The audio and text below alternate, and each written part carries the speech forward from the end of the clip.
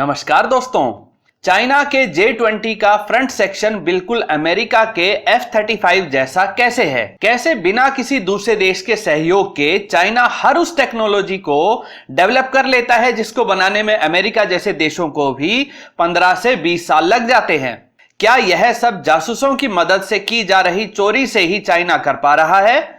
काम करने का तरीका कैसा है चाइना के जासूसों का, और कैसे इस तरह के साइबर चोरी दूसरे देशों को अंदर से खोखला कर रही है? साथ ही कैसे दूसरे देश के टेंडर्स पाने के लिए चाइना के सरकार द्वारा सपोर्टेड हैकर्स धोखा दे जाते हैं, यह सब जानेंगे इस वीडियो में।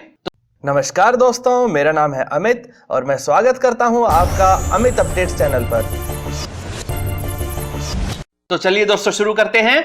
दुनिया का कोई भी देश अपनी एडवांस टेक्नोलॉजी को चाइना को नहीं बेच रहा है, फिर भी चाइना बहुत तेजी से fighter jet, missiles, aircraft carrier और परमाणु पनडुब्बी तक भी बना रहा है।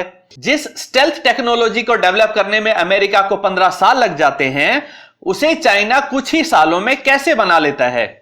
तो जवाब है जासूसी के जरिए एडवांस टेक्नोलॉजी की सभी डिटेल्स की चोरी करके।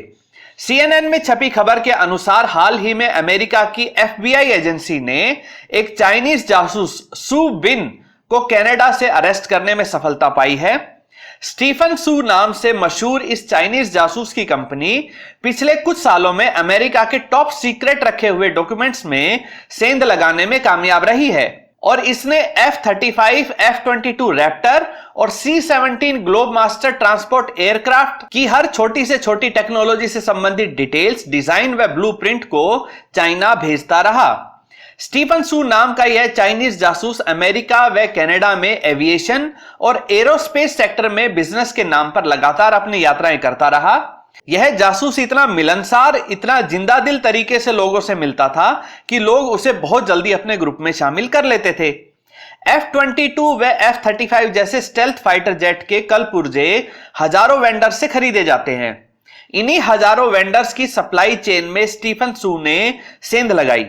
वह धीरे धीरे अपने कॉन्टैक्ट बढ़ाकर इन कंपनियों के सिस्टम तक पहुंच बनाता और फिर चाइना में बैठे हजारों साइबर हैकर्स के माध्यम से इन वेंडर्स का सारा डेटा चोरी करके चाइना में भिजवा देता था। यह काम इतने एक्सपर्ट तरीके से किया जाता था कि स्टीफन सू कभी पकड़ा ही नहीं जाता था। अगर किसी कंपनी को शक होता था तो स्टीफन सू बड़ा मासूम बनकर कह देता था कि मैं आपसे पूरा F-35 नहीं मांग रहा हूं, मैं तो बस एक छोटी मोटी टेक्नोलॉजी की डील करना चाहता हूं जिसे अपने क्लाइंट को सेल कर सकूं और मेरा बिजनेस ग्रो हो सके। इसी तरह से स्टीफन सू छोटे वेंडर से होते हुए F-35 व F-22 रैप्टर के बड़े कॉन्ट्रैक्टर तक अपनी पहुंच बनाने में कामयाब हो गया।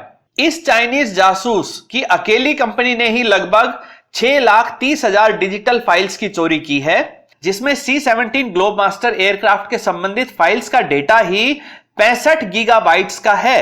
इसी तरह से स्टेल्थ फाइटर जेट F-22 व F-35 की भी लाखों फाइलें साइबर हैकिंग के माध्यम से कॉपी करके चाइना पहुंचाई गई।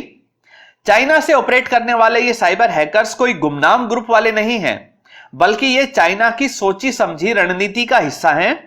चाइना ने ऐसे एक्सपर्ट हैकर्स की पूरी आर्मी ही तैयार कर ली है। उन्हें सरकारी तौर पर सारे उपकरण, ट्रेनिंग मुहैया करवाकर दुनिया भर के कंप्यूटर्स में सेंध लगाने का काम करवाया जाता है। यह उस चाइनीज नीति के तहत किया जा रहा है जिसमें चाइना किसी भी कीमत पर कैसे भी हथकंडे अपनाकर अमेरिका को पीछे छोड़कर एक दिन दुनिया पर राज करने का मंसूबा पाले बैठा है। एक अनुमान के अनुसार अकेले अमेरिका से ही पेटेंटेड और कॉपीराइटेड टेक्नोलॉजी और इंटेलेक्चुअल प्रॉपर्टी की चोरी से अमेरिका को हर साल $600 बिलियन का नुकसान हो रहा है। अभी तो स्टीफन सू को पकड़ लिया है, परंतु उस जैसे हजारों जासूस अलग अलग स्तर पर जासूसी व साइबर हैकिंग को अंजाम दे रहे हैं। चाइना के लीडर्स यह सब फिलहाल चुपचाप कर रहे हैं ताकि समय आने पर अमेरिका को युद्ध में बराबरी की टक्कर दे सकें। इसी साइबर हैकिंग की चोरी का कमाल देखिए कि आप F-35 व चाइना के J-20 के फ्रंट सेक्शन को देखेंगे तो आपको पूरी सिमिलरिटी समझ आ जाएगी। यह खेल चाइना रशिया के साथ भी करता रहा है। रशिया के एयरक्राफ्ट कैरियर वर्जन वाले Su-33 को खरीदा, उसे रिवर्स इंजीनियरिंग की और बना डाला खुद का J-15। दुनिया कुछ भी कहती रहे, लेकिन चाइना को इस चोरी की कोई शर्म नहीं है। अभी हाल ही में यह भी खबर आई थी कि चाइना के हैकर्स ने इजराइल के आयरन डोम एयर डिफेंस सिस्टम की डिटेल्स भी साइबर हैकिंग के माध्यम से चोरी कर ली है। अब वह जल्दी ही ऐसा ही एयर डिफेंस सिस्टम तैयार कर लेगा। भारत में भी लोगों को आश्चर्य होता है कि ज्यादातर इंटरनेशनल टेंडर चाइना को ही कैसे मिल जाते हैं।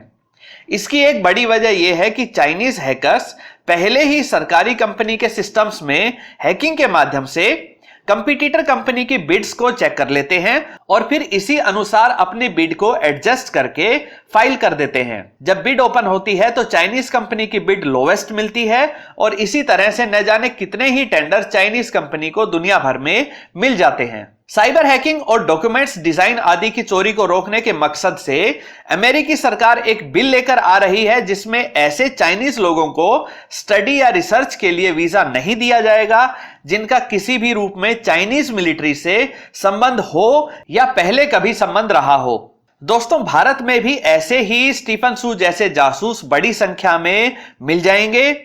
यहां मैं आपसे 2 सवालों को लेकर आपकी राय जानना चाहूंगा। पहला तो यह कि भारत को लगातार हो रहे इस तरह के जासूसी के खेल से जो करोड़ों का नुकसान हो रहा है उससे भारत कैसे निपटे, क्या कदम भारत को उठाने चाहिए।